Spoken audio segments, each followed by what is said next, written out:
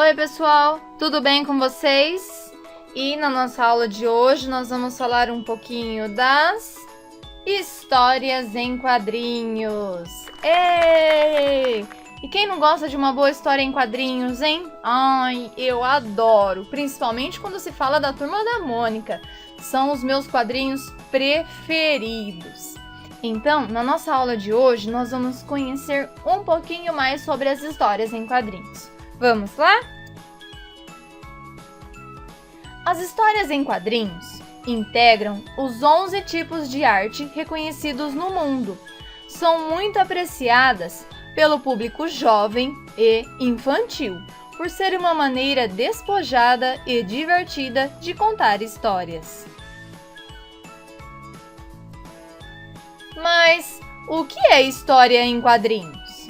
Bom, história em quadrinhos, ou HQ, é o nome dado à arte de narrar histórias por meio de desenhos e textos dispostos em sequência e normalmente na horizontal. Olhem aí essa tirinha da Mônica. Observem que tem apenas 3 quadrinhos, né? E ele está na forma horizontal.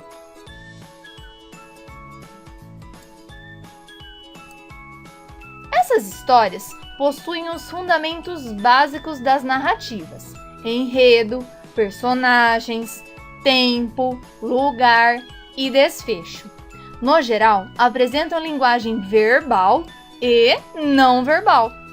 Os artistas utilizam diversos recursos gráficos nesse gênero textual com o intuito de trazer o leitor para dentro da história contada.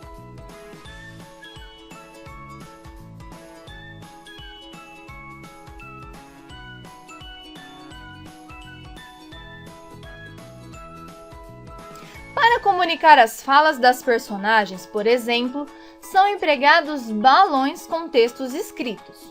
O formato desses balões também transmite intenções distintas. Existem vários tipos de balões.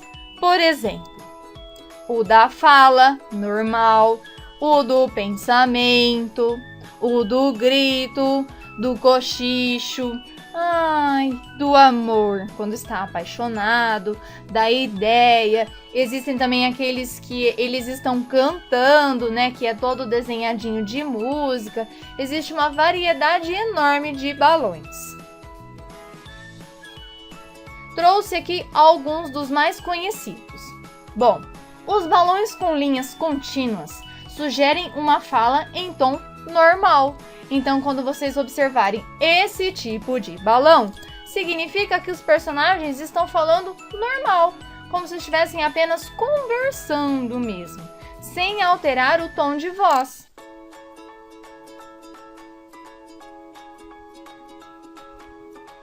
Balões com linhas tracejadas indicam que a personagem está sussurrando. Ou seja, ele está falando baixinho, bem baixinho. Geralmente estão contando segredos, né? Então, toda vez que vocês observarem esses tracinhos em volta do balão, significa que eles estão sussurrando. Ok? Vamos para o próximo.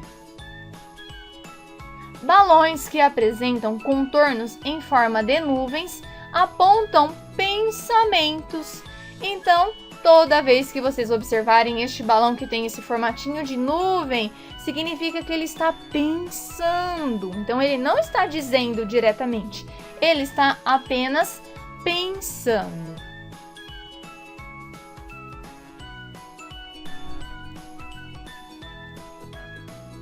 Já os balões com traços pontiagudos exibem gritos, ou seja, os personagens estão gritando. Olha só a Mônica aí gritando, olha o Cebolinha aí gritando. Então, toda vez que eles tiverem este formatinho aí, significa que eles estão gritando, falando alto. E outro recurso bastante explorado são as onomatopeias, definidas como palavras que tentam reproduzir os sons. Exemplo: cabrum, o barulho de um trovão; tic-tac, como o som do ponteiro do relógio, entre outros. Bang, né, alguma coisa que bateu ou que às vezes explodiu. Olha aí, ó, cabrum, o barulho do trovão. Bum, uma bomba que explodiu, né? Esse blam aí que trombou em alguma coisa. O bu do fantasma. Então, esses tipos aqui de palavras, elas tentam reproduzir os sons. Também é bastante explorado o uso de letras de tipos diferentes e sinais de pontuação, sempre buscando a interação com o leitor. Ou seja, eles colocam palavras em negrito, em amarelinho, tudo para tentar chamar a atenção.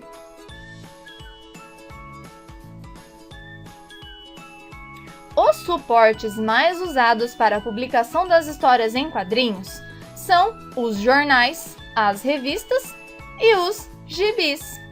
Geralmente nos jornais tem apenas aquelas tirinhas curtas, tá? Já num gibi existe um monte de historinhas e a maioria são um pouco maiores, né?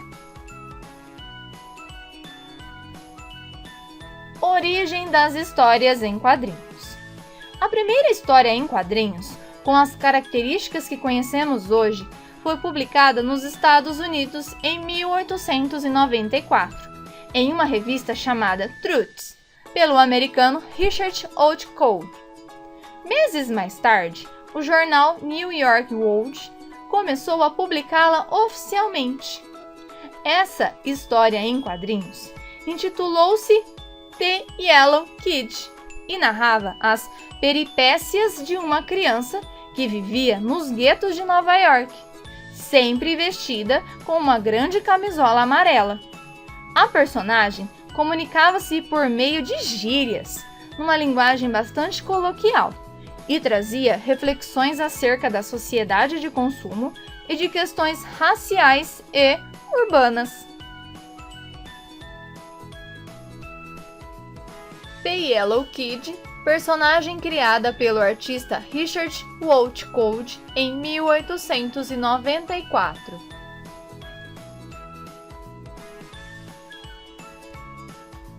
Embora essa seja considerada a primeira história em quadrinhos, é importante destacar que algumas manifestações artísticas a influenciaram, como, por exemplo, as pinturas do século XIV nas igrejas católicas contando a Via Sacra.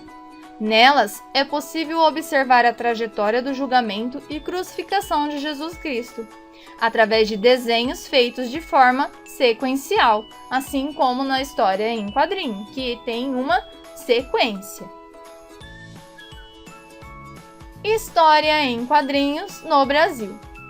No Brasil, a primeira revista em quadrinhos chamou-se O Tico-Tico e foi publicada em 1905 pelo periódico O Malho, idealizada pelo artista Renato de Castro.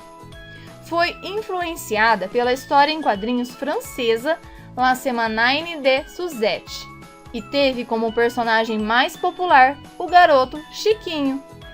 Mas foi apenas em 1960 que o público brasileiro teve um gibi inteiramente colorido com a publicação de A Turma do Pererê, do cartunista Ziraldo. O gibi foi apresentado pela editora O Cruzeiro e trazia personagens inspirados na cultura nacional.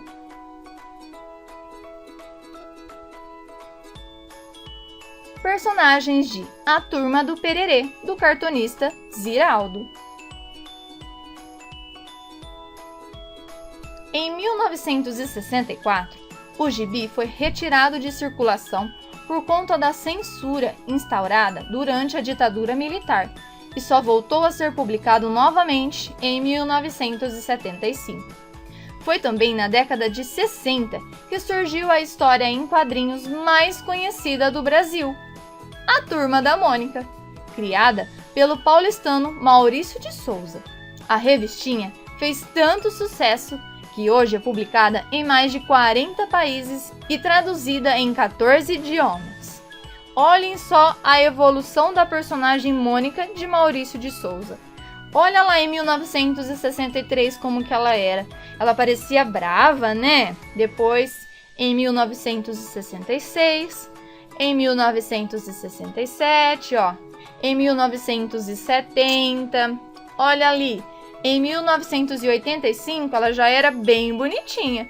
E olha, em 2013, que foi a última vez que ele desenhou ela, que é o que nós estamos acostumados a ver até hoje. A Mônica toda redondinha, feliz e bonitinha. História em quadrinhos pelo mundo.